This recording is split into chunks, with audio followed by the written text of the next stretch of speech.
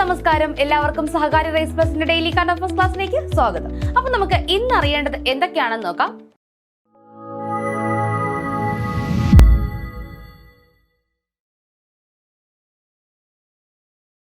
ഇന്നറിയേണ്ടത് ക്ലാസ്സിലേക്ക് കിടക്കാം. ബഹിരാകാശത്ത് കൃഷിക്കാരനായി ശുഭാംശു. അപ്പൊ നമ്മുടെ ശുഭാംശു ശുക്ല അന്താരാഷ്ട്ര ബഹിരാകാശ നിലയത്തിൽ കഴിഞ്ഞു വരികയാണ്. അപ്പൊ ഇതിന്റെ ഒരു ക്ലാസ് ഡീറ്റെയിൽഡ് ആയിട്ട് നമുക്ക് അദ്ദേഹം തിരിച്ചു വന്നിട്ട് ആക്സിയം 4 മിഷനുമായി ബന്ധപ്പെട്ട് നമുക്ക് ക്ലാസ് എടുക്കാം. അപ്പൊ എന്തായാലും ചെറിയ അറിവ്, നമുക്ക് ചെറിയ പോയിന്റ്സ് ഒക്കെ പങ്കുവെച്ച് പോകാം. എന്തൊക്കെയാണെന്ന് നോക്കാം. ബഹിരാകാശത്തെ കൃഷിക്കാരനായി ശുഭാംശു ശുക്ല.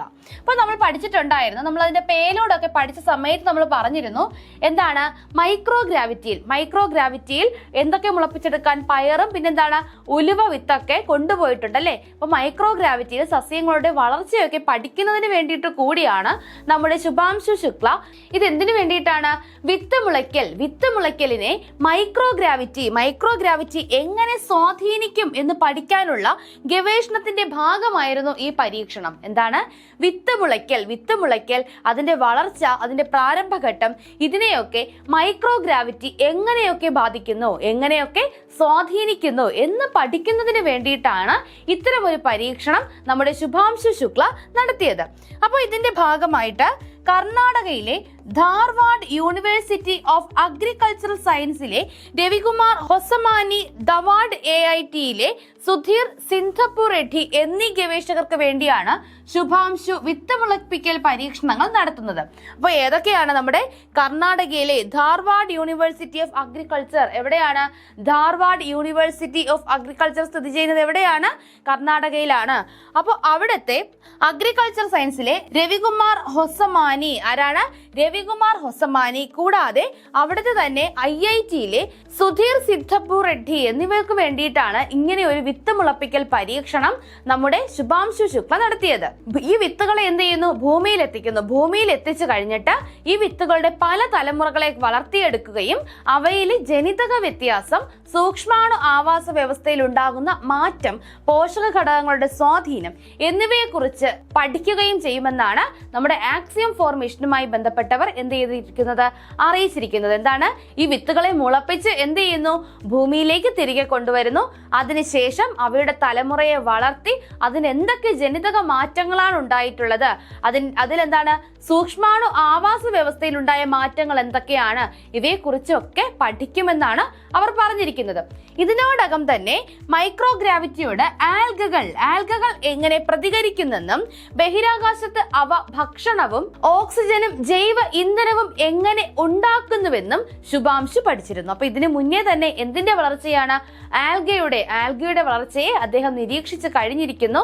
അവ എങ്ങനെയാണ് വളരുന്നതെന്നും അവ ഭക്ഷണവും അല്ലെങ്കിൽ മൈക്രോഗ്രാവിറ്റിയോട് എങ്ങനെ പ്രതികരിക്കുന്നു, അവ ഭക്ഷണവും ഓക്സിജനും ജൈവ ഇന്ധനവും ഒക്കെ എങ്ങനെ ഉണ്ടാക്കുന്നു എന്ന പരീക്ഷണം ഇതിനോടകം കഴിഞ്ഞിട്ടുണ്ട്. അപ്പൊ നമുക്ക് ആക്സിയം 4 മിഷൻ എന്ന തലക്കെട്ടോട് കൂടി വരുന്ന ദിവസങ്ങളിൽ നമുക്ക് അദ്ദേഹത്തിന്റെ ഈ ഒരു മിഷൻ അവസാനിച്ചതിന് ശേഷം ഡീറ്റെയിൽഡ് ആയിട്ട് തന്നെ ഒരു ക്ലാസ് നമുക്ക് എടുക്കാം. അടുത്തൊരു വാർത്ത നമ്മുടെ മാർപ്പാപ്പയുമായി ബന്ധപ്പെട്ടതാണ്. ഇതൊരു ചെറിയ പോയിന്റ് ആണ്. അതായത് മാർപ്പാപ്പയുടെ വേനൽക്കാല വസതി എവിടെയാണ്? കാസിൽ ഗൻഡോൾഫോ. എവിടെയാണ്? കാസിൽ ഗൻഡോൾഫോ. അത് ഇറ്റലിയിലാണ്. കാസിൽ ഗൻഡോൾഫോ എവിടെയാണ്? ഇറ്റലിയിലാണ്. അപ്പൊ നമ്മുടെ മാർപ്പാപ്പയുടെ വേനൽക്കാല വസതി ചോദിച്ചാൽ അത് എവിടെയാണ്? കാസിൽ ഗൻഡോൾഫോ. നീല അസ്ഥികളും പച്ച രക്തവും. ഈ തവള കൊള്ളാമല്ലോ. അപ്പൊ നമ്മുടെ ചില ഗവേഷകർ എന്ത് ചെയ്യുന്നു? തവളകളെ പറ്റി പഠിക്കുന്ന സമയത്ത് അവരൊരിടത്ത് ചെന്ന് കുറച്ച് തവളകളെ നിരീക്ഷിച്ചപ്പോൾ അത്ഭുതം. എന്താണ്? അവയുടെ ശരീരം അർദ്ധസുതാര്യമായിരുന്നു. ആ ശരീരത്തിലൂടെ തന്നെ എന്ത് കാണാൻ പറ്റും? അവയുടെ അസ്ഥികളും പിന്നെ അവയിലൂടെ ഒഴുകുന്ന രക്തവും ഒക്കെ കാണാൻ കഴിയും. അപ്പോൾ ഈ ഒരു ചിത്രത്തിൽ നിങ്ങൾക്ക് നല്ലോണം നോക്കിയാൽ അറിയാൻ പറ്റും. നോക്ക്, ഈ തവള, പച്ച തവളയുടെ ഉള്ളിലുള്ളതൊക്കെ നമുക്ക് എന്ത് ചെയ്യാൻ പറ്റും? ഈ ചിത്രത്തിൽ തന്നെ കാണാൻ പറ്റും. ഇതൊരു പച്ച മരത്തവളയാണ്. അപ്പോൾ ഈ തവളകളെ കണ്ടെത്തിയത് നമ്മുടെ നംദഫ നാഷണൽ പാർക്കിൽ നിന്നാണ്. അരുണാചൽ പ്രദേശിലെ നംദഫ നാഷണൽ പാർക്കിൽ നിന്നാണ് ഈ പച്ച തവളകളെ കണ്ടെത്തിയത്. ഇതിന്റെ പേരെന്ന് പറയുന്നത് ഗ്രാസിക്സലസ്. എന്താണ്? ഗ്രാസിക്സലസ്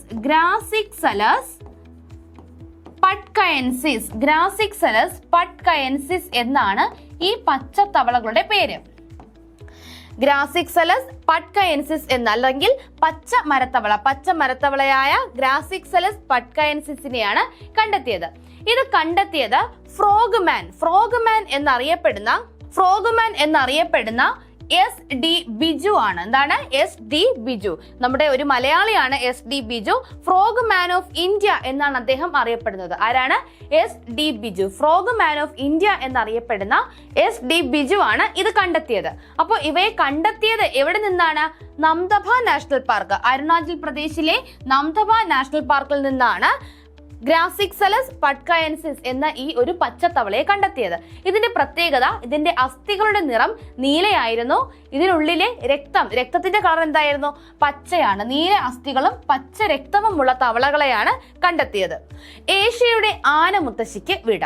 അപ്പോൾ ഏഷ്യയിലെ ഏറ്റവും പ്രായം ചെന്ന ആന അടുത്തിടെ അന്തരിച്ചു. ആ ആനയുടെ പേരാണ് വത്സല. നമ്മുടെ അമ്മുമ്മയ്ക്കൊക്കെ ഉള്ള പേരല്ലേ വത്സല.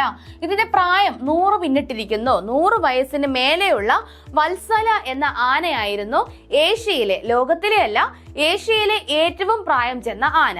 അപ്പോൾ ഈ ആന കഴിഞ്ഞ ദിവസം അന്തരിച്ചു. ഇത് എവിടെയായിരുന്നു? ഈ ആന താമസിച്ചിരുന്നത് എവിടെയായിരുന്നു?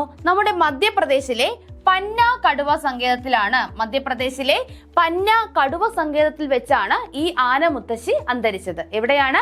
പന്ന കടുവ സങ്കേതം. അപ്പോൾ നമ്മൾ ദേശീയ ഉദ്യാനങ്ങൾ പറയുന്നുണ്ട്, ടൈഗർ റിസർവ്സ് പറയുന്നുണ്ട്, ബയോസ്ഫിയർ റിസർവ്സ് പറയുന്നുണ്ട്. അപ്പൊ ഇതെല്ലാം ഏതൊക്കെ സംസ്ഥാനങ്ങളിലാണ് എന്ന് നിങ്ങൾ കൃത്യമായി നോട്ട് ചെയ്ത് പോവുക. ഇപ്പൊ നമ്മൾ ഒന്ന് പഠിച്ചു, എന്താണ്? നംദഫ നാഷണൽ പാർക്ക് എവിടെയാണ്? അരുണാചൽ പ്രദേശിലാണ്.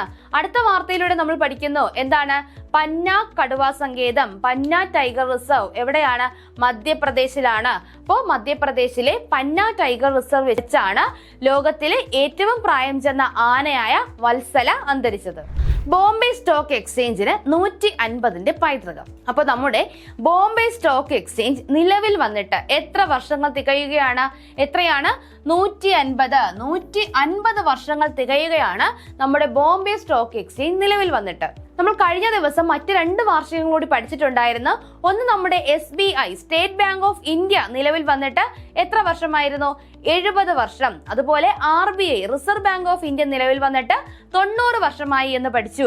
ഇവിടെ എന്താണ്? ബോംബെ സ്റ്റോക്ക് എക്സ്ചേഞ്ച് നിലവിൽ വന്നിട്ട് എത്ര വർഷമായി? എത്രയാണ്? 150 വർഷം. 150 വർഷമായി ബോംബെ സ്റ്റോക്ക് എക്സ്ചേഞ്ച് നിലവിൽ വന്നിട്ട്.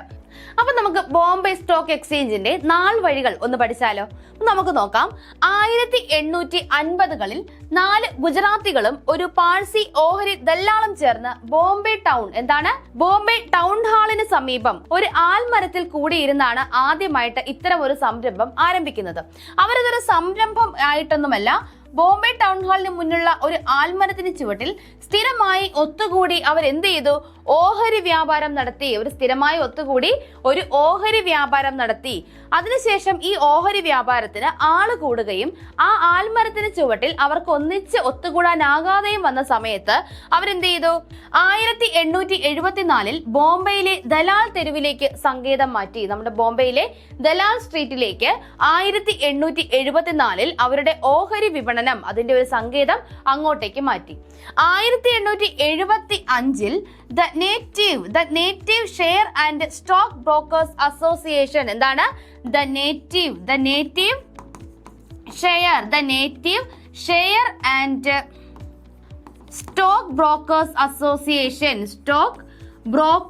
അസോസിയേഷൻ എന്ന പേരിലാണ് ആദ്യമായിട്ട് നമ്മുടെ ബോംബെ സ്റ്റോക്ക് എക്സ്ചേഞ്ച് നിലവിൽ വരുന്നത്. എന്തായിരുന്നു പേര്? The native share and stock brokers association. 1875 എന്ന പേരോടെ ഒരു ഔദ്യോഗിക സംഘടന രൂപവൽക്കരിച്ചു. അപ്പൊ നമ്മുടെ ബോംബെ സ്റ്റോക്ക് എക്സ്ചേഞ്ച് നിലവിൽ വന്ന വർഷം ചോദിച്ചാൽ ഏതാണ് വർഷം? 1875 ആണ്. ഏതാണ് വർഷം? 1875. എന്തായിരുന്നു പേര്? The native share and stock brokers association. The native share and stock brokers association. പേര് കേൾക്കുമ്പോൾ തന്നെ അറിയാം, ദ നേറ്റീവ് എന്ന് പറയുമ്പോൾ പ്രദേശവാസികൾ അല്ലെങ്കിൽ സ്വദേശികളുടെ share and stock brokers association ആയിട്ടാണ് എന്ത് നിലവിൽ വരുന്നത്? നമ്മുടെ ബോംബെ സ്റ്റോക്ക് എക്സ്ചേഞ്ച് നിലവിൽ വരുന്നത്. അതോടെ ബോംബെ സ്റ്റോക്ക് എക്സ്ചേഞ്ചിന് ഔദ്യോഗികമായി തുടക്കമായി. അപ്പൊ ഇതോടെ 1875 അതിന് ഔദ്യോഗികമായ ഒരു തുടക്കം ലഭിച്ചു. 1850കളിൽ അവരെന്താണ് ചെയ്തത്? ഒരു ബോംബെ ടൗണിന് സമീപമുള്ള ഒരു ചെറിയ ആൽമരത്തിന് കീഴിൽ ഒത്തുകൂടി.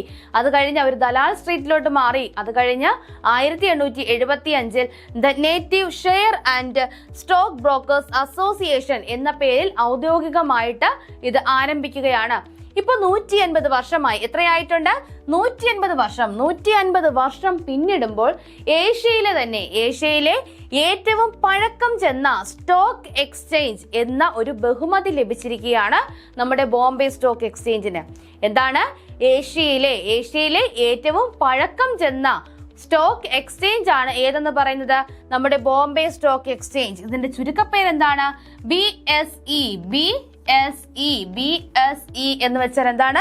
Bombay stock exchange. ഏഷ്യയിലെ തന്നെ ഏറ്റവും പഴക്കം ചെന്ന സ്റ്റോക്ക് എക്സ്ചേഞ്ച് ആണ് ബോംബെ സ്റ്റോക്ക് എക്സ്ചേഞ്ച്. ഇത് നിലവിൽ വരുന്നത് 1875ലാണ്. അപ്പൊ നമ്മുടെ BSEക്ക് കേന്ദ്ര സർക്കാരിന്റെ അംഗീകാരം ലഭിച്ചു. ഏത് വർഷം? കേന്ദ്ര സർക്കാരിന്റെ അംഗീകാരം ലഭിച്ചത് 1956ലാണ്. ബോംബെ സ്റ്റോക്ക് എക്സ്ചേഞ്ചിന് കേന്ദ്ര സർക്കാരിന്റെ അംഗീകാരം ലഭിച്ചത് ഏത് വർഷമാണ്? 1956ലാണ്. 1956ൽ കേന്ദ്ര സർക്കാരിന്റെ അംഗീകാരം ലഭിച്ചു. ഇത് മുംബൈ നഗരത്തിന്റെ മുഖമുദ്രകളിലൊന്നായി മാറിയിരിക്കുകയാണ്. ദലാൽ സ്ട്രീറ്റിൽ 29 നിലകളുള്ള ഫിറോസ് ജി ഭോയ് ടവർ. എന്താണ്? നമ്മുടെ ദലാൽ സ്ട്രീറ്റിൽ ചോദിച്ചിട്ടുണ്ട്, പഴയ പരീക്ഷകളിലൊക്കെ ചോദിച്ചിട്ടുണ്ട്. ബോംബെ സ്റ്റോക്ക് എക്സ്ചേഞ്ച് സ്ഥിതി ചെയ്യുന്നത് എവിടെയാണ്? ബോംബെയിലാണ്. ബോംബെയിൽ എവിടെയാണ്? ദലാൽ സ്ട്രീറ്റിലാണ് ബോംബെ സ്റ്റോക്ക് എക്സ്ചേഞ്ച് സ്ഥിതി ചെയ്യുന്നത്. മൊത്തം വ്യാപാരം ചെയ്യപ്പെടുന്ന ഓഹരികളിൽ നിന്നായി വിവിധ മേഖലകളിലായി 30 സുപ്രധാന ഓഹരികൾ ചേർത്തിണക്കി സെൻസെക്സ് എന്ന സൂചികയ്ക്ക് രൂപം നൽകിയിട്ടുണ്ട്. അപ്പൊ എന്താണ്? ഒരു സെൻസെക്സ് എന്ന ഒരു സൂചിക നമ്മുടെ ബോംബെ സ്റ്റോക്ക് എക്സ്ചേഞ്ച് രൂപം നൽകിയിട്ടുണ്ട്. എങ്ങനെയാണ്? വിവിധ മേഖലകളിൽ മൊത്തം വ്യാപാരം ചെയ്യപ്പെടുന്ന ഓഹരികളിൽ നിന്ന് വിവിധ മേഖലകളിലേതായി 30 സുപ്രധാന ഓഹരികൾ ചേർത്തിണക്കിക്കൊണ്ടാണ് സെൻസെക്സ് എന്ന സൂചിക ബോംബെ സ്റ്റോക്ക് എക്സ്ചേഞ്ച് രൂപപ്പെടുത്തിയിരിക്കുന്നത്. 1986ലാണ് എന്ത് നിലവിൽ വരുന്നത്? സെൻസെക്സ് നിലവിൽ വരുന്നത്. അപ്പോൾ സെൻസെക്സ് ഏത് സ്റ്റോക്ക് എക്സ്ചേഞ്ചുമായി ബന്ധപ്പെട്ടിരിക്കുന്നു? നമ്മുടെ ബോംബെ സ്റ്റോക്ക് എക്സ്ചേഞ്ചുമായി ബന്ധപ്പെട്ട പദമാണ് ഏത്? സെൻസെക്സ്. അപ്പോൾ ഈ സെൻസെക്സ് നിലവിൽ വരുന്നത് 1986ലാണ്. 1986ലാണ് എന്ത് നിലവിൽ വരുന്നത്? സെൻസെക്സ് നിലവിൽ വരുന്നത്. 1900 ജൂലൈയിൽ സെൻസെക്സ് ആദ്യമായി 1000 പോയിന്റ് എന്ന നാഴികക്കല്ല് പിന്നിട്ടു. എത്രയാണ്? 1000 പോയിന്റ്. 1900 ജൂലൈയിലാണ് സെൻസെക്സ് ആദ്യമായി 1000 പോയിന്റ് എന്ന നാഴികക്കല്ല് പിന്നിടുന്നത്. 2006 ഫെബ്രുവരിയിൽ 10000 പോയിന്റും 2021 ജനുവരിയിൽ 50000 പോയിന്റും മറികടന്നു. 2024 ജൂലൈയിൽ ഇത് എത്രയായി? 80000 പോയിന്റ് ആയി മാറി. അപ്പൊ സെൻസെക്സിന്റെ ഒരു വളർച്ചയാണ് അവിടെ പറയുന്നത്. 1986ലാണ് സെൻസെക്സ് നിലവിൽ വരുന്നത്. അത് 1900 ആയപ്പോൾ 1000 പോയിന്റ് പിന്നിട്ടു. 2006ൽ 10000 പോയിന്റും 2021ൽ 50000 പോയിന്റും 2024ൽ 80000 പോയിന്റും മറികടന്നു. എന്താണ് മറികടന്നത്? സെൻസെക്സ്. BSEയുടെ ഒരു സൂചികയാണ് എന്തെന്ന് പറയുന്നത്? സെൻസെക്സ് എന്ന് പറയുന്നത്. അപ്പോൾ നമ്മൾ ബോംബെ സ്റ്റോക്ക് എക്സ്ചേഞ്ചുമായി ബന്ധപ്പെട്ട പോയിന്റുകളാണ് പറഞ്ഞത്. ബോംബെ സ്റ്റോക്ക് എക്സ്ചേഞ്ച് നിലവിൽ വന്നിട്ട് 150 വർഷമായി. 1875ലാണ് ഇത് നിലവിൽ വരുന്നത്. 1956ൽ കേന്ദ്ര സർക്കാരിന്റെ അംഗീകാരം ലഭിച്ചു. 1986ൽ സെൻസെക്സ് എന്ന സൂചിക ആരംഭിച്ചു. സെൻസെക്സിന്റെ അടിസ്ഥാന മൂല്യം 100 പോയിന്റ് ആയിരുന്നു. എത്രയായിരുന്നു? 100 പോയിന്റ്. സെൻസെക്സിന്റെ അടിസ്ഥാന മൂല്യം എന്ന് പറയുന്നത് 100 പോയിന്റ് ആയിരുന്നു. ഇത് 1990 ജൂലൈയിലാണ് 1000 പോയിന്റ് മറികടക്കുന്നത്. സ്റ്റാർലിങ്കിന് അന്തിമ അനുമതി ലഭിച്ചു. അപ്പൊ കേന്ദ്ര സർക്കാരിന്റെ പൂർണ്ണ അനുമതി ലഭിക്കുന്ന മൂന്നാമത്തെ സേവനദാതാക്കളായി മാറിയിരിക്കുകയാണ് സ്റ്റാർലിങ്ക്. കേന്ദ്ര സർക്കാരിന്റെ പൂർണ്ണ അനുമതി ലഭിക്കുന്ന മൂന്നാമത്തെ സേവനദാതാവായി മാറിയിരിക്കുന്നു സ്റ്റാർലിങ്ക്. അപ്പൊ നമുക്ക് എന്താണ് സ്റ്റാർലിങ്ക് എന്ന് നോക്കാം. അപ്പൊ നമ്മൾ എപ്പോഴും കേൾക്കുന്ന വാക്കാണ് സ്റ്റാർലിങ്ക്, സ്പേസ് എക്സ് അല്ലെ. അപ്പൊ നമുക്ക് എന്താണ് ഈ സ്റ്റാർലിങ്ക് എന്നൊന്ന് നമുക്ക് നോക്കാം. ഒപ്റ്റിക്കൽ ഫൈബർ, ഫിക്സഡ് വയർലെസ് സംവിധാനങ്ങൾ എന്നിവ വഴിയുള്ള ഇന്റർനെറ്റ് സേവനമാണ് നിലവിൽ ഇന്ത്യയിലുള്ളത്. അപ്പൊ നിലവിൽ ഇന്ത്യയിലുള്ള ഇന്റർനെറ്റ് സേവനങ്ങൾ ഏതൊക്കെയാണ്? ഒപ്റ്റിക്കൽ ഫൈബർ വഴിയും ഫിക്സഡ് വയർലെസ് സംവിധാനങ്ങൾ വഴിയും. ഒപ്റ്റിക്കൽ ഫൈബർ വഴിയുമുണ്ട്, ഫിക്സഡ് വയർലെസ് സംവിധാനങ്ങൾ വഴിയുമാണ് നിലവിൽ ഇന്ത്യയിൽ ഇന്റർനെറ്റ് സൗകര്യങ്ങൾ ഉള്ളത്. എന്നാൽ സാറ്റലൈറ്റുകളിൽ നിന്ന് നേരിട്ടാണ് സ്റ്റാർലിങ്ക് ഇന്റർനെറ്റ് ഉപയോക്താക്കളിലേക്ക് എത്തിക്കുക. അപ്പോൾ എന്താണ് സ്റ്റാർലിങ്കിന്റെ പ്രത്യേകത? സ്റ്റാർലിങ്ക് സാറ്റലൈറ്റുകളിൽ നിന്നും നേരിട്ട് ഇന്റർനെറ്റ് ആരിലേക്ക് എത്തിക്കുന്നു? ഉപഭോക്താക്കളിലേക്ക് എത്തിക്കുന്നു. നമുക്ക് എങ്ങനെയാണ് ലഭിക്കുന്നത്? ഒപ്റ്റിക്കൽ ഫൈബേഴ്സ് വഴിയും കൂടാതെ വയർലെസ് സംവിധാനങ്ങൾ വഴിയുമാണ് ഇന്ത്യയിൽ ഇന്റർനെറ്റ് ലഭിക്കുന്നത്. സ്റ്റാർലിങ്കിന്റെ പ്രത്യേകത, അവർ സാറ്റലൈറ്റ് വഴി നേരിട്ട് ഇന്റർനെറ്റ് ഉപയോക്താക്കളിലേക്ക് എത്തിക്കുന്നു. ഇതിനായി ഭൂമിയുടെ താഴ്ന്ന ഭ്രമണപഥങ്ങളിലുള്ള ഉപഗ്രഹങ്ങളുടെ ശൃംഖല തന്നെ സ്റ്റാർലിങ്കിനുണ്ട്. ഈ അകലക്കുറവ് ഉയർന്ന വേഗവും സാധ്യമാക്കുന്നു. അപ്പോൾ ഇതിനായിട്ട് ഭൂമിയുടെ അന്തരീക്ഷത്തോട് അടുത്ത് നിൽക്കുന്ന പലതരം ഉപഗ്രഹങ്ങൾ സ്റ്റാർലിങ്കിന് ഉണ്ട്.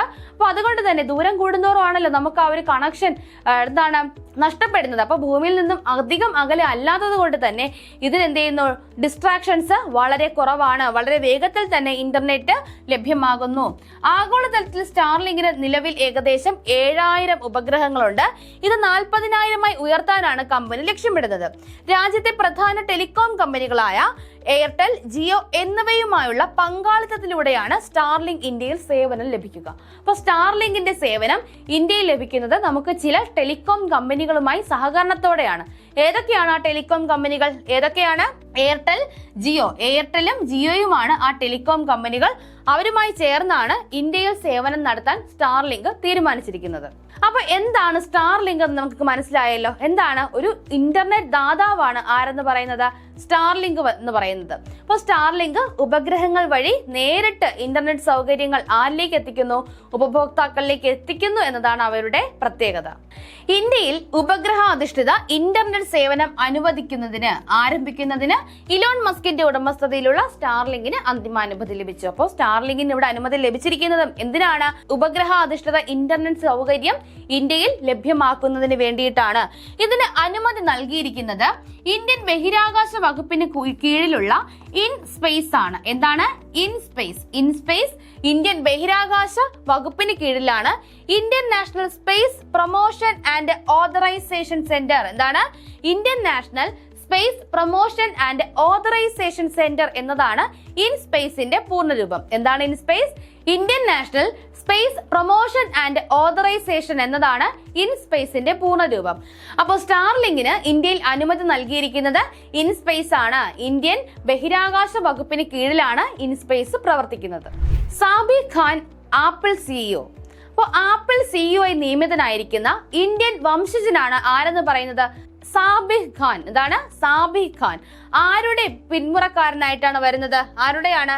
ജെഫ് വില്യംസിന്റെ. നമുക്കറിയാം നമ്മുടെ ആപ്പിളിന്റെ സിഇഒ ആണ് ജെഫ് വില്യംസ്. ഇനി ആയിരുന്നു എന്ന് പറയണം. ജെഫ് വില്യംസിന്റെ പകരക്കാരനായിട്ടാണ് നമ്മുടെ സാഹിബ് ഖാൻ നിലവിൽ വരുന്നത്. ഇപ്പോൾ ജെഫ് വില്യംസ് മാറിയിട്ടുണ്ട്. നമ്മൾ എന്ത് ചെയ്യുക? അപ്പോയിന്റ്മെന്റ്സ് എഴുതി സൂക്ഷിക്കുന്നവർ കൃത്യമായിട്ടും അവിടെ ചേഞ്ച് വരുത്തുക. ആപ്പിളിന്റെ സിഇഒ നിലവിൽ ആരാണ്? സാബിക് ഖാൻ ആണ്. അദ്ദേഹം ഒരു ഇന്ത്യൻ വംശജനാണ്. ജെഫ് വില്യംസിന്റെ പേര് കൃത്യമായിട്ട് നിങ്ങൾ നീക്കം ചെയ്യണം. അവിടെ ആരുടെ പേര് ചേർക്കണം? സാബിക് ഖാന്റെ പേര് ചേർക്കണം. ICC ranking. ബ്രൂക്ക് 1ാമത്, ഗിൽ 6ാമത്. അപ്പൊ നമ്മുടെ അന്താരാഷ്ട്ര ക്രിക്കറ്റ് കൗൺസിൽ അഥവാ ICC ടെസ്റ്റ് ബാറ്റർമാരുടെ റാങ്കിംഗ് പട്ടിക പുറത്തുവിട്ടു. എന്താണ്? അന്താരാഷ്ട്ര ക്രിക്കറ്റ് കൗൺസിൽ ICC ടെസ്റ്റ് ബാറ്റർമാരുടെ റാങ്കിംഗ് പട്ടിക പുറത്തുവിട്ടു. റാങ്കിങ്ങിൽ 1ാം സ്ഥാനത്തേക്ക് ഉയർന്നത് ഹാരി ബ്രൂക്ക്. ആരാണ്? Harry Brook. ഇംഗ്ലണ്ടിന്റെ ഹാരി ബ്രൂക്ക് ആണ് നിലവിൽ ICC റാങ്കിങ്ങിൽ 1ാമതായി നിൽക്കുന്നത്. ആരാണ്? ഹാരി ബ്രൂക്ക് ഇംഗ്ലണ്ടിന്റെ താരമാണ്. ICC അമ്പയർ ബിസ്മില്ല ഷിൻവാരി അന്തരിച്ചു. അപ്പോൾ മറ്റൊരു വ്യക്തിയാണ് ICCയുമായി ബന്ധപ്പെട്ട് അഫ്ഗാനിസ്ഥാൻകാരനായ അമ്പയർ ആണ് ബിസ്മില്ല ജാൻ ഷിൻവാരി. ആരാണ്? ബിസ്മില്ല ജാൻ ഷിൻവാരി. അപ്പോൾ അടുത്തിടെ അന്തരിച്ച അഫ്ഗാനിസ്ഥാൻ അമ്പയർ, ICCയുടെ അഫ്ഗാനിസ്ഥാൻ അമ്പയർ ആണ് ആര്? ബിസ്മില്ല ജാൻ ഷിൻവാരി. ഇപ്പൊ കഴിഞ്ഞ കുറച്ച് ദിവസങ്ങളായി ഓരോ ദിവസവും നമ്മുടെ പ്രധാനമന്ത്രി നരേന്ദ്രമോദിക്ക് ലഭിക്കുന്ന ഓരോ സിവിലിയൻ ബഹുമതികൾ നമ്മൾ പഠിക്കുന്നുണ്ട്. ആഫ്രിക്കൻ രാജ്യമായ നമീബിയയുടെ സിവിലിയൻ ബഹുമതിയാണ്. നമീബിയയ്ക്ക് പ്രത്യേകതയുണ്ട്. എന്താണ്? നമീബിയയുടെ ആദ്യത്തെ വനിതാ പ്രസിഡന്റ് ആണ് ഈ നിൽക്കുന്നത്. അദ്ദേഹത്തിന്റെ കയ്യിൽ നിന്നാണ് നമ്മുടെ പ്രധാനമന്ത്രി നരേന്ദ്രമോദി അവിടുത്തെ സിവിലിയൻ ബഹുമതി ഏറ്റുവാങ്ങിയത്. അപ്പോൾ ഒത്തിരി സിവിലിയൻ ബഹുമതികൾ നമ്മുടെ പ്രധാനമന്ത്രി നരേന്ദ്രമോദിക്ക് ലഭിച്ചു കഴിഞ്ഞു. അപ്പോൾ അതെല്ലാം കൂടെ ചേർത്ത് നമുക്കൊരു ചെറിയ ക്ലാസ് ആയിട്ട് അവതരിപ്പിക്കാം. അപ്പോൾ ഇവിടെ പറഞ്ഞിരിക്കുന്നത് ആഫ്രിക്കൻ രാജ്യമായ നമീബിയയിലെത്തിയ പ്രധാനമന്ത്രി നരേന്ദ്രമോദിക്ക് രാജ്യത്തിന്റെ പരമോന്നത സിവിലിയൻ ബഹുമതിയായ order of the most ancient Welwitschia mirabilis, എന്താണ് order of the most ancient Welwitschia mirabilis എന്നതാണ് നമീബിയയുടെ ഏറ്റവും ഉയർന്ന സിവിലിയൻ ബഹുമതി. അപ്പൊ നമീബിയയുടെ പ്രസിഡന്റ് ആരാണ്? നെതുംബോ നന്ദി. ആരാണ്? നെതുംബോ നന്ദിയാണ് നമീബിയയുടെ പ്രസിഡന്റ്. ഓർക്കുക, നമീബിയയുടെ ആദ്യത്തെ വനിതാ പ്രസിഡന്റ് ആണ് നെതുംബോ. ആരാണ്? നെതുംബോ നന്ദി. അപ്പോൾ നമീബിയയുടെ സിവിലിയൻ ബഹുമതി ഏതാണ്? പരമോന്നത സിവിലിയൻ ബഹുമതി ഏതാണ്? Order of the most ancient Welwitschia mirabilis. Order of the most ancient Welwitschia mirabilis എന്നതാണ് നമീബിയയുടെ പരമോന്നത സിവിലിയൻ ബഹുമതി. കൂടാതെ നമീബിയ സന്ദർശിക്കുന്ന മൂന്നാമത്തെ ഇന്ത്യൻ പ്രധാനമന്ത്രി കൂടിയാണ് നമ്മുടെ പ്രധാനമന്ത്രി നരേന്ദ്രമോദി. നമീബിയ സന്ദർശിക്കുന്ന മൂന്നാമത്തെ ഇന്ത്യൻ പ്രധാനമന്ത്രി. ചമ്പക്കുളം മൂലം വള്ളംകളി. അപ്പൊ നമുക്കറിയാം, വള്ളംകളി സീസണിൽ ആദ്യം ആരംഭിക്കുന്ന വള്ളംകളിയാണ് ചമ്പക്കുളം മൂലം വള്ളംകളി. അപ്പൊ ചമ്പക്കുളം മൂലം വള്ളംകളിയിൽ വിജയിയായിരിക്കുന്നത് ചെറുതന ചുണ്ടനാണ്. ഏതാണ്? ചെറുതന പുത്തൻ ചുണ്ടനാണ് ചമ്പക്കുളം മൂലം വള്ളംകളിയിൽ ജേതാക്കളായിരിക്കുന്നത്. അവരുടെ ബോട്ട് ക്ലബ് ഏതാണ്? അമരത്ത് പള്ളാത്തുരുത്തി ബോട്ട് ക്ലബ്. ഏതാണ്? അമരത്ത് പള്ളാത്തുരുത്തി ബോട്ട് ക്ലബ് ആണ്. അതിന്റെ പേരെന്താണ്? ചെറുതന പുത്തൻ ചുണ്ടൻ. 2025 ചമ്പക്കുളം മൂലം വള്ളംകളി വിജയിയായിരിക്കുന്നത് ചെറുതന പുത്തൻ ചുണ്ടനാണ്.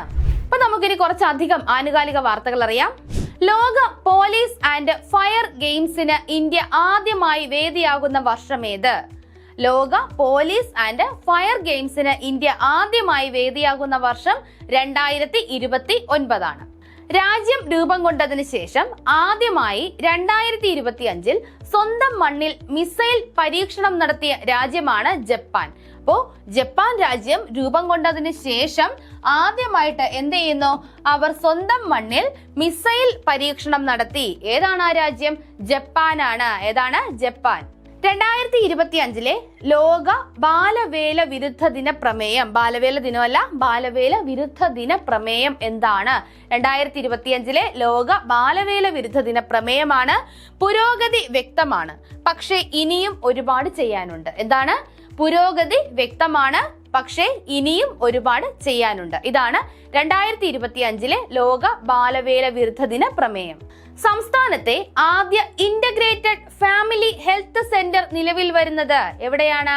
സംസ്ഥാനത്തെ ആദ്യ ഇന്റഗ്രേറ്റഡ് ഫാമിലി ഹെൽത്ത് സെന്റർ നിലവിൽ വന്നത് കമ്പിക്കകം, തിരുവനന്തപുരം ജില്ലയിലെ കമ്പിക്കകത്താണ്. രാജ്യത്ത് ആദ്യമായി ലൈറ്റ് ഗ്രാം പദ്ധതി നടക്കുന്ന നഗരം. രാജ്യത്ത് ആദ്യമായി ലൈറ്റ് ഗ്രാം പദ്ധതി നടക്കുന്ന നഗരമാണ് കൊച്ചി. രാജ്യത്ത് ആദ്യമായി ലൈറ്റ് ഗ്രാം പദ്ധതി നടക്കുന്ന നഗരമാണ് കൊച്ചി. ലഹരി മാഫിയയിൽ നിന്ന് കുട്ടികളെ സംരക്ഷിക്കുക എന്ന ലക്ഷ്യത്തോടെ എക്സൈസും പോലീസും ചേർന്ന് നടപ്പിലാക്കുന്ന പദ്ധതിയാണ് രക്ഷാകവചം. പദ്ധതികളൊക്കെ കൃത്യമായി പഠിക്കുക. ഇതെന്താണ്? ലഹരി മാഫിയയിൽ നിന്ന് കുട്ടികളെ സംരക്ഷിക്കുന്നതിന് വേണ്ടിയിട്ട് നമ്മുടെ എക്സൈസും പോലീസ് വകുപ്പും, എക്സൈസും പോലീസും ചേർന്ന് കൊണ്ടുവന്ന പദ്ധതിയാണ് ഏത്? രക്ഷാകവചം. 1988 രക്തംബോർ ഫൗണ്ടേഷൻ എന്ന സംഘടനയ്ക്ക് രൂപം നൽകിയ ഈയിടെ അന്തരിച്ച കടുവാ പഠനത്തിന്റെ പരമാചാര്യനായ വ്യക്തിയാണ് വാൽമീക് ഥാപ്പർ. ഇത് കടുവാ പഠനത്തിന്റെ പരമാചാര്യനായ വ്യക്തിയാണ് ആര്? വാൽമീക് ഥാപ്പർ. അദ്ദേഹം അന്തരിച്ചപ്പോൾ കൃത്യമായിട്ട് നമ്മൾ ആ ന്യൂസ് നിങ്ങളിലേക്ക് എത്തിച്ചതാണ്. ഓർക്കുക, 1988 രക്തംബോർ ഫൗണ്ടേഷൻ എന്ന സംഘടനയ്ക്ക് രൂപം നൽകിയ ഈയിടെ അന്തരിച്ച കടുവാ പഠനത്തിന്റെ പരമാചാര്യനായ വ്യക്തിയാണ് വാൽമീക് ഥാപ്പർ. അപ്പൊ നമുക്കിനി കുറച്ച് റിലേറ്റഡ് ക്വസ്റ്റ്യൻസ് നോക്കാം. ഒന്നാമത്തെ ചോദ്യം, മാർപ്പാപ്പയുടെ വേനൽക്കാല വസതി ഏത്? മാർപ്പാപ്പയുടെ വേനൽക്കാല വസതി ഏത്? അപ്പോൾ ഓപ്ഷൻസ് എല്ലാം കൊടുത്തിട്ടുണ്ട്. അപ്പൊ ഇതിന്റെ ആൻസർ കൃത്യമായി അറിയാവുന്നവർ കമന്റ് ചെയ്യുക. അപ്പൊ നിങ്ങൾ ഉത്തരങ്ങൾ കമന്റ് ചെയ്യുമ്പോൾ മാത്രമാണ് കൂടുതൽ ചോദ്യങ്ങൾ നിങ്ങളിലേക്ക് എത്തിക്കാൻ ഞങ്ങളെ പ്രാപ്തരാക്കുന്നത്. അപ്പൊ നിങ്ങൾ എല്ലാവരും, ക്ലാസ് കാണുന്ന എല്ലാവരും തന്നെ ക്ലാസ് അവസാനം വരെ കാണുകയും ഇതിന്റെ ഉത്തരങ്ങളെല്ലാം കമന്റ് ചെയ്യാൻ ശ്രമിക്കുകയും ചെയ്യുക. അപ്പൊ option A Castel Gandolfo Italy, B Castel Gandolfo Germany, C Castel Gandolfo Paris, D Castel Gandolfo Britain. അപ്പോൾ ഇതിൽ നിന്ന് നമുക്ക് ഒരു കാര്യം ഉറപ്പിക്കാം, മാർപ്പാപ്പയുടെ വേനൽക്കാല വസതിയാണ് കാസിൻ ഗാൻഡോൾഫോ അല്ലേ? അത് നമുക്ക് കൃത്യമായിട്ട് അറിയാം. ഇനി അത് എവിടെയാണ് എന്ന് മാത്രം അറിഞ്ഞാൽ മതി. നമ്മൾ ക്ലാസ്സിൽ പറഞ്ഞു എവിടെയാണത്, ഇറ്റലിയിലാണ് അല്ലേ? കാസിൻ ഗാൻഡോൾഫോ ഇറ്റലിയാണ് മാർപ്പാപ്പയുടെ വേനൽക്കാല വസതി. അടുത്തിടെ അന്തരിച്ച ഏഷ്യയിലെ ഏറ്റവും പ്രായം കൂടിയ ആന ഏതാണ്? Option A Nirmala, B Vatsala, C Leela, D Anagha. അപ്പൊ നമ്മുടെ അമ്മൂമ്മമാരുടെ പേരും നമ്മുടെ കൂട്ടുകാരുടെ പേരും അനിത്യയുടെ പേരും ഒക്കെ ഉണ്ട്. അപ്പോ ഏതാണ് അടുത്തിടെ അന്തരിച്ച ഏഷ്യയിലെ ഏറ്റവും പ്രായം കൂടിയ ആന? ഏതാണ്? നമ്മളിപ്പോ പഠിച്ചതേ ഉള്ളൂ. Option B Vatsala. ഏതാണ്? ഓപ്ഷൻ ബി വത്സലയാണ് അടുത്തിടെ അന്തരിച്ച ഏഷ്യയിലെ ഏറ്റവും പ്രായം കൂടിയ ആന. ഇത് എവിടെ വെച്ചാണ് അന്തരിച്ചത്? നമ്മുടെ പന്ന ടൈഗർ റിസർവ് വെച്ചിട്ടാണ് അല്ലേ? നമ്മൾ ക്ലാസ്സിൽ പറഞ്ഞതാണ്, പന്ന ടൈഗർ റിസർവ് വെച്ചിട്ടാണ് വത്സല എന്ന ആന അന്തരിച്ചത്. പി കേശവദേവ് സ്മാരക ട്രസ്റ്റിന്റെ 2025 കേശവദേവ് സാഹിത്യ പുരസ്കാരത്തിന് അർഹനായ വ്യക്തി ആര്? എന്താണ്? പി കേശവദേവ് സ്മാരക ട്രസ്റ്റിന്റെ 2025 കേശവദേവ് സാഹിത്യ പുരസ്കാരത്തിന് അർഹനായ വ്യക്തി. Option A Joseph Mundassery, B M Mukundan, C Benyamin, D Shashi Tharoor. അപ്പൊ ഇതിന്റെ ഉത്തരം എല്ലാവരും കമന്റ് ചെയ്യുക. ഇവരിൽ ആരാണ് 2025 കേശവദേവ് സാഹിത്യ പുരസ്കാരത്തിന് അർഹനായ വ്യക്തി? ആരാണ്? ഓപ്ഷൻ ഡി ശശി തരൂരാണ്. ശശി തരൂരാണ് 2025 കേശവദേവ് സാഹിത്യ പുരസ്കാരത്തിന് അർഹനായ വ്യക്തി. പ്രധാനമന്ത്രി നരേന്ദ്രമോദിക്ക് ലഭിച്ച ബ്രസീലിലെ പരമോന്നത സിവിലിയൻ ബഹുമതി ഏത്? എവിടത്തേതാണ് ചോദിച്ചിരിക്കുന്നത്? ബ്രസീലിലേതാണ്. നമ്മൾ കഴിഞ്ഞ ദിവസം പഠിച്ചതാണ്. ബ്രസീലിലെ പരമോന്നത സിവിലിയൻ ബഹുമതി ഏതാണ്? Option A grand collar of the national order of the southern cross. ഏതാണ്? Grand collar of the national order of the southern cross. Option B order of the most ancient Welwitschia mirabilis. Option C grand collar of the ancient Welwitschia mirabilis. Option D order of the most ancient southern cross. അപ്പൊ ഇത് കാണുമ്പോൾ തന്നെ നല്ല അവിയൽ പരുവത്തിൽ നമുക്ക് നല്ല confusion വരുന്നുണ്ട്. അപ്പൊ ഇതിനു വേണ്ടിയിട്ടാണ് പറയുന്നത്, പഠിക്കുമ്പോൾ വ്യക്തമായി തന്നെ പഠിക്കുക. അപ്പൊ ഇവയിൽ ഏതാണ് ബ്രസീലിലെ പരമോന്നത സിവിലിയൻ ബഹുമതി? ഇതിലൊന്ന് നമ്മളിപ്പോ പഠിച്ച നമീബിയയിലേതാണ്. ഒന്ന് നമ്മളിപ്പോ പഠിച്ചതാണ്. ഏതാണ്? Order of the most ancient Welwitschia mirabilis. അപ്പോ ഓപ്ഷൻ ബി അല്ല. ഓപ്ഷൻ ബി അല്ല. അത് നമീബിയയുടേതാണ്. Order of the most ancient Welwitschia mirabilis. അപ്പൊ അതുമായി ബന്ധപ്പെടുത്തി നമുക്ക് ഓപ്ഷൻ സി ക്യാൻസൽ ചെയ്യാം. നോക്ക്, grand collar of the ancient Welwitschia mirabilis അതല്ല. അത് ഏതിൻ്റെതാണ്? നമ്മുടെ നമീബിയയുടെ പകുതി പേര് ചേർത്തിട്ട് ഒരു പുതിയ പേരുണ്ടാക്കി വെച്ചിരിക്കുകയാണ്. എന്താണ്? Ancient Welwitschia mirabilis. അതിന് മുന്നേ ഒരു ഗ്രാൻഡ് കോളർ ഓഫ് ദി കൊടുത്തിരിക്കുന്നു അല്ലെ? അപ്പൊ ഇതല്ല നമീബിയയുടേത്. നമീബിയയുടേത് order of the most ancient Welwitschia mirabilis എന്നതാണ്. അപ്പൊ ഓപ്ഷൻ ബിയും സിയും അല്ല. ഇനി നമ്മുടെ മുന്നിലുള്ളത് ഓപ്ഷൻ എയും ഡിയുമാണ്. ഇവയിൽ ഏതാണ് ഉത്തരം? നിങ്ങൾ എല്ലാവരും ഒന്ന് കമന്റ് ചെയ്ത് ഇതിൽ ഏതാണ് ഉത്തരം എന്ന്. അപ്പൊ നമുക്ക് ഓപ്ഷൻ ഡി നോക്കാം. Order of the most ancient southern cross. Order of the most ancient southern cross നമുക്ക് കൃത്യമായി പഠിച്ചതാണ്. ഒരു പക്ഷേ നമുക്കത് കിട്ടിയില്ല എങ്കിൽ നമുക്ക് ഇങ്ങനെ ക്യാൻസൽ ചെയ്യാം. ഇവിടെ നോക്കുക, ഏൻഷ്യന്റ്. ഏൻഷ്യന്റ് എന്ന വാക്ക് വന്നത് ഏത് രാജ്യത്തിൻ്റെതാണ്? നമീബിയയുടേതാണ് അല്ലെ? നമീബിയയുടേതാണ്. അപ്പൊ നമുക്ക് വേണമെങ്കിൽ ഓപ്ഷൻ ഡിയും ക്യാൻസൽ ചെയ്യാവുന്നതാണ്. ഉത്തരമായി വരുന്നത് ഓപ്ഷൻ എ ആണ്. എന്താണ്? Grand collar of the national order of the southern Cross എന്നതാണ് ബ്രസീലിന്റെ പരമോന്നത സിവിലിയൻ ബഹുമതി. അടുത്ത ചോദ്യം നോക്കാം. അടുത്തിടെ സർക്കാർ ജോലികളിൽ 35% സംവരണം ഏർപ്പെടുത്തിയ സംസ്ഥാനം ഏത്? സർക്കാർ ജോലികളിൽ 35% വനിതാ സംവരണം ഏർപ്പെടുത്തിയ സംസ്ഥാനം. Option A Rajasthan, B Keralam, C Punjab, D Bihar. ഇവയിൽ ഏതാണ് സർക്കാർ ജോലികളിൽ 35% വനിതാ സംവരണം ഏർപ്പെടുത്തിയ സംസ്ഥാനം? ഇതിൽ നിന്ന് നമുക്ക് ഒരു ഓപ്ഷൻ കൃത്യമായിട്ടും എടുത്തു കളയാം. ഏതാണ്? Option B Keralam. കേരളം അല്ല. അപ്പൊ നമുക്ക് ഓപ്ഷൻ ബി കേരളം ഒഴിവാക്കാം. കേരളമായിരുന്നുവെങ്കിൽ നമ്മൾ കൃത്യമായിട്ടും അത് അറിയുമായിരുന്നു. ഒരു PSC ഉദ്യോഗാർത്ഥി തീർച്ചയായിട്ടും അത് അറിയുമായിരുന്നു. അപ്പൊ ഓപ്ഷൻ ബി എന്തായാലും അല്ല. ഇനി നമുക്ക് മുന്നിലുള്ളത് 3 ഓപ്ഷൻസ് ആണ്. A Rajasthan, C Punjab, D Bihar. ഇവയിൽ ഏതാണ് അടുത്തിടെ 35% വനിതാ സംവരണം സർക്കാർ ജോലികളിൽ ഏർപ്പെടുത്തിയ സംസ്ഥാനം? ഏതാണ് അറിയാത്തവർ അറിഞ്ഞിരിക്കുക. ഓപ്ഷൻ ഡി ബീഹാർ ആണ്. ബീഹാർ ആണ് അടുത്തിടെ 35% വനിതാ സംവരണം സർക്കാർ ജോലികളിൽ ഏർപ്പെടുത്തിയ സംസ്ഥാനം. അപ്പൊ ഇത്രയുമാണ് നമ്മുടെ ഇന്നത്തെ ക്ലാസ്. അടുത്ത ക്ലാസ്സിലൂടെ നമുക്ക് വീണ്ടും കാണാം. താങ്ക്